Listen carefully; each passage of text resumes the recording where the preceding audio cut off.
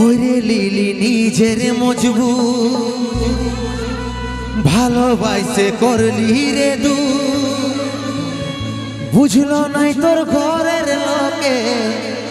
তাই পারলি নাই আমি তোর হতে ওরে লিলি নিজের মজবুত ভালোবাসে করলি রে দু বুঝলো নাই তোর ঘরের লোকে তাই পারলি নাই আমি